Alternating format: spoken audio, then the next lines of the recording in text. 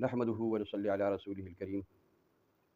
أما بعد فأعوذ بالله من الشيطان الرجيم. بسم الله الرحمن الرحيم. يمحق الله الربا ويربي الصدقات. وقال الله تبارك وتعالى في مقام آخر: فإن لم تفعلوا فأذنوا بحرب من الله ورسوله. صدق الله العظيم. زما عزتمندو، زما خبرې اترې نن تاسو سره یو څو خبرې په سود باندې دي، د سود په حرمت باندې. بعضې ګناهونه داسې دي چې هغه بدترین ګناهونه دي، غټ ګناهونه دي، مهلک ګناهونه دي، سړی چې کوم دی تباهۍ ته رسوي. په دغه بدترینو ګناهونو کې یو ګناه دا سود کول هم دي، سود خوراک هم دی. او زما عزتمندو، دا ګناه دومره په خلکو کې عامه شوې ده چې د خلکو د زړونو نه بالکل یره وتې ده، او د دې احساس چې کوم دی د زړونو نه وتلی دی. او که مونږ وګورو قرآن او حدیث، نو الله رب العالمین او د هغه خوږ پیغمبر صلی الله علیه وسلم د سود په باره کې ډېرې سختې او دردناکې سزاګانې چې کوم دی یعنې ذکر کړي دي. الله پاک فرمایي چې که چېرې تاسو د سود نه منې کېږئ، نو تاسو ته فأذنوا بحرب من الله ورسوله، تاسو ته د الله او د رسول د طرف نه اعلان جنګ دی. یعنې سود دومره لویه ګناه ده چې دا څوک نه پرېږدي. نو الله رب العالمین او نبی کریم صلی الله علیه وسلم د طرف نه دې ته اعلان جنګ دی چې د الله او د رسول جنګ ته چې کوم دی تیار شي. دغه رنګ الله پاک فرمایي چې یمحق الله الربا ویربي الصدقات. الله تعالی د سود مال چې کوم دی دا ډېر زر ختموي، او چاهې ښه ډېر ولې نه وي. او ویربي الصدقات، او الله تعالی ساتنه کوي د صدقاتو د مال حفاظت کوي الله تعالی. او کوم مال چې په سود سره وګټلی شي، هغه د هغې انجام چې کوم دی تباهي او بربادي وي. نو زما عزتمندو، دغې وجې نه چې کله قرآن پاک او احادیث د پیغمبر صلی الله علیه وسلم د دې په باره کې ډېره سخته سزا چې کوم دی ذکر کړې ده، نو پکار ده چې مؤمنان د دې نه ښه په سختۍ سره چې کوم دی ځان وساتي.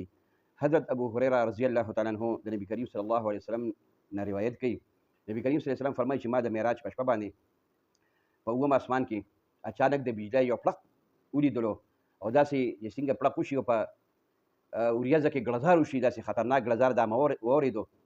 او ما چې وکته، نو ما ته څه خلک په نظر باندې راغلل چې غټې غټې خېټې وي، لکه د لویو لویو مکانونو او بلډینګونو په شانتې غټې غټې خېټې وي، او د بهر نه داسې ښکارېده لکه شیشه. او ما چې وکته، په هغې کې غټ غټ ماران او لړمانان وو، یعنې د بهر نه دا څه په نظر باندې راتلل. ما د جبرائیل علیه السلام نه دا خبره دریافت کړه، د هغه نه مې تپوس وکړو چې دا خلک څوک دي، دا غټې غټې خېټې په دې کې دا ماران لړمانان. و چې یا رسول الله دا سودخوار دي. نو د سودخورو دغه انجام دی، الله پاک ورته په دغه شکل کې وښودلو چې دې اصل کې دنیا کې کوم سود خوړلی دی، دا الله تعالی په دغه شکل کې نبي کریم صلی الله علیه وسلم ته وښودلو چې دوی په خپلو خېټو کې چې کوم دی دا ماران او لړمانان او د جهنم سکروټې چې کوم دی دا غورځولي دي. دغه رنګې فرمایي چې په کوم خاریه کې، په کوم علاقه کې، په کوم کلي وطن کې زیناکاري زیاته شي، او د سود کاروبار، د سود چې کوم دی د دې رواج زیات شي، نو د دغه شهر خلک، د دغه علاقې خلک الله تعالی تباه کوي او برباد کوي. دغې وجې نه حضرت علي رضی الله تعالی عنه قول دی، فرمایي چې کوم سړي د تجارت په باره کې شرعي مسایل معلوم ني، برای مهرباني هغه د تجارت نه کوي. ځکه چې کله دته شرعي مسایل معلوم نه وي او د تجارت کوي، نو دی به خامخا په سود کې مبتلا کېږي. دغه وجې نه حضرت عمر رضی الله تعالی عنه فرمایلي وو چې هغه سړی به د مدینې منورې په بازار کې خرید او فروخت نه کوي چې هغه د تجارت د مسایلو نه واقف نه وي. زموږ ډېر خلک د قرآن حدیث نه ناواقف وي. کوم فیلډ سره چې دې تعلق لري، پکار ده چې دغه فیلډ د مسایلو نه، دیني شرعي مسایلو نه ځان خبردار کړي. مثلا یو تاجر دی چې پکار ده دته د تجارت تمام مسایل معلوم وي چې دا زما تجارت په څه باندې یعنې حرامېږي، په څه باندې چې کوم دی دا مکروه کېږي، او د تجارت شرعي اسلامي طریقه څه ده.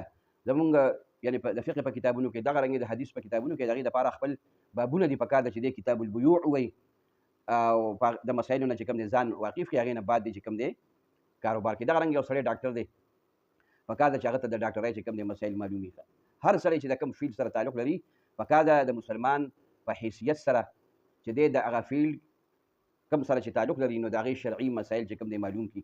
او که د سره د شرعي مسایلو واقفیت نه وي، نو دی به خامخا په حرامو کې چې کوم دی مبتلا کېږي، او د الله رسول به چې کوم دی درې مجرم جوړېږي. حضرت عبدالرحمن بن ثابت رحمت الله علیه یو بزرګ دی، فرمایي چې په کومو کلو کې، په کومو بستو کې، په کومو علاقو کې څلور ګناهونه، څلور خبرې زیاتې شي، عامې شي، نو الله رب العالمین هغه بستې، هغه کلي او وطنونه بربادوي. یو دا چې کوم خلک د کوم علاقې خلک ناب تول کړي یعنی کمی کوي، یعنی کم ناب کوي، یعنی یو شی کم ناب کوي. کوم شی چې د ناب سره تعلق لري لکه کپړه شوه یا نور داسې څیزونه چې هغه په پیمانه باندې او په ګز باندې په میټر باندې ناب کېږي، او دغه رنګې کوم څیزونه چې د تللو سره تعلق لري هغه کم تللی کېږي، د چا پکې حق والی کېږي. دغه رنګې په دریم دا چې په کوم علاقه کې زنا زیاته شي، فحاشي زیاته شي، او په کوم علاقه کې څلورم سودخوري زیاته شي، نو الله رب العالمین دا بس دی چې کوم دی تباه کوي. زناکارۍ سره فحاشۍ سره الله تعالی وبایي امراض دا خوري. دغه رنګې کوم خلک ناب ټول کې کمی کوي او الله تعالی په دې باندې د اسمان نه بارانونه بند کړي، او که بارانونه وي نو هغه د سیلابونو د طوفانونو او د عذاب په شکل کې. الله دې موږ بچو ساتي داسې عذابونو نه.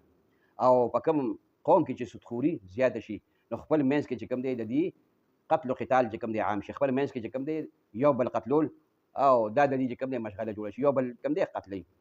نو زما عزتمندو که چېرې موږ دې احادیثو ته وګورو، احادیثو کې نبي کریم صلی الله علیه وسلم موږ او تاسو ته یو قسم د خپله بیماري هم ښودلې ده او د هغې تشخیص او علاج هم ښودلی چې دا بیماري په څه وجه باندې پیدا کېږي، دا روحاني بیماری او د هغې دپاره بیا تشخیص او علاج چې کوم دی یعنې څه شی دی. زموږ څومره مسلمانان وروڼه داسې دي چې د تجارت د فیلډ سره وابسته دي او هغې ته د تجارت مسایل معلوم نه دي، د خپل طرف نه په سودخورۍ کې، په جوارۍ کې، قمار چې ورته ویل کېږي، په جوارۍ کې دغه رنګه چې کوم دی په یعنې سود کې چې کوم دی دا مبتلا. زموږ خلک اکثر کاروبار چې کوم دی کوي د بانډونو کاروبار، سود په دې کې سود هم دی، دغه رنګه چې په دې کې چې کوم دی جواري هم ده، لیکن بیا هم خلک چې کوم دی بانډونه اخلي او دغه رنګه چې کوم دی سودخوري چې کوم دی نه کوي، نو دغې وجې نه د الله د طرف نه عذابونه به هم راځي دې سره.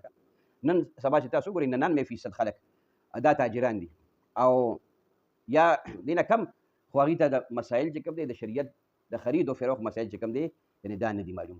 نو به هر حال زما عزتمندو قرآن پاک کې او دغه رنګې احادیثو مبارکو کې نبي کریم صلی الله علیه وسلم په سودخورو باندې، بلکې سودخواره څه کوي چې د سود دپاره کوم خلک یو بل سره مدد کوي په هغې باندې الله رسول چې کوم دی لعنت ویلی دی. یو حدیث مبارک دی فرمایي چې لعن رسول الله صلی الله علیه وسلم آکل الربا وموکله وکاتبه وشاهديه وقال هم سواء.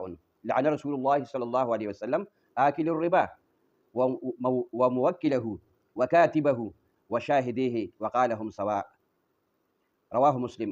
وی نبی کریم صلی الله علیه وسلم په سود اخیستلو والا باندې، په سود ورکولو باندې او کوم چې د سود معامله لیکي او په سود باندې ګواهان جوړیږي په دې ټولو باندې لعنت ویلی دی. او نبی اسلام فرمایي چې سود خور یعنې سود اخیستونکی، سود ورکوونکی، سود لیکونکی، په سود باندې گواهي ورکوونکی او ګواه جوړېدونکی، دا ټول په ګناه کې چې کوم دی برابر دي. دغه رنګې بل حدیث مبارک دی قال رسول الله صلی الله علیه وسلم درهم ربا یأکله الرجل وهو يعلم اشد من 36 زنة.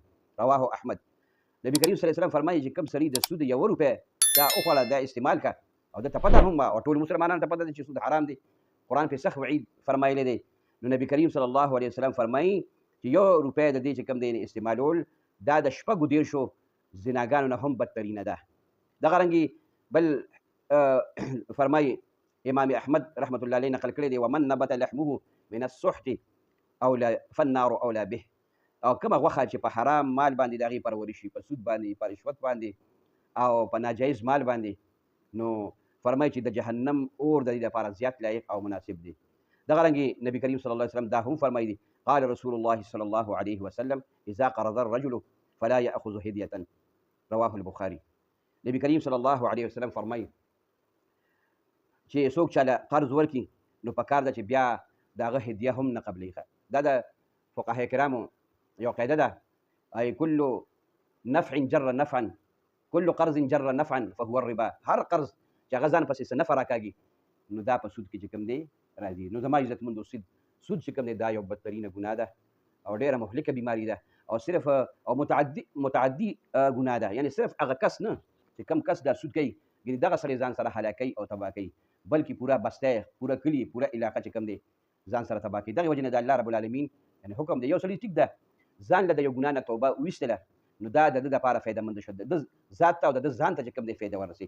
خو که چېرې مؤمنانو د یو ګناه نه په اجتماعي شکل کې توبه وویسته نو دا د ټول علاقې او د ټولو مسلمانانو دپاره د نجات ذریعه ګرځي. الله رب العالمین فرمایي وتوبوا الی الله جمیعا ایها المؤمنون لعلکم تفلحون. ای مؤمنانو ټول په جمع سره په اجتماعي شکل کې الله رب العالمین ته توبه وباسئ د خپلو ګناهونو نه، دې دپاره چې تاسو یعنې کامیاب شئ. نو زما عزتمندو دا ګناهونه کول او دا د الله رب العالمین چې کوم دی قانون چې کوم دی او چیلنج کول الله چې موږ ته کوم یعنی قانون او ضابطه را لېږلې ده په کار چې موږ د هغې تابعداري کوو. دین وایي دې ته چې دا د الله او د رسول د اتباع ته ویل کېږي. په دې کې به د خپل عقل نه د خپل سوچ نه دا کار نه دی چې یاره دا سود ډېر خلک دا وایي چې یاره دا سود خو د نن سبا زمانې سره چې کوم دی په کار چې حلال وي ځکه چې دا په معیشت کې داسې حیثیت لري لکه د ملا ډوکې ریړ کې هډ دي ټیک ده که نه.